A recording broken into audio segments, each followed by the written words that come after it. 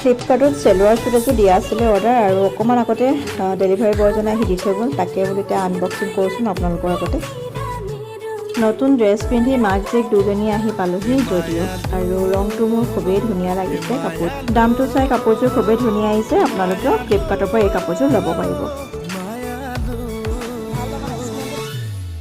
এই ভিডিঅ' ক্লিপকেইটা আছিলে 27 ছেপ্টেম্বৰ। ছোৱালীজনী যিহেতু 28 ছেপ্টেম্বৰ বাৰ্থডে আছিলে, খুৰীয়ে সেইটো কাৰণে তাইক ৰেষ্টুৰেণ্টত খাবলৈ কিবা এটা খাবলৈ বুলি লৈ আহিলে আৰু তাই প্ৰথমে খালে আইচক্ৰীম, তাৰপিছতে লেমন চ'ডা, লগতে বাৰু আমিও লৈছোঁ তাইৰ লগতে।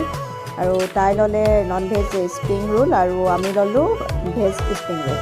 আৰু তেনেকৈ খুব ধুনীয়াকৈ সময়খিনি পাৰ হ'ল আৰু খুৰীয়ে তাইক যদিওৰ পৰা এটা ধুনীয়া ড্ৰেছ এটাও লৈ দিলে। আৰু এইফালে তাই আজি মনটো একেবাৰে খুচ হৈ গৈছে। তাই হাঁহিয়ে কয় তাই আজি মনটো বিৰাট ফূৰ্তি।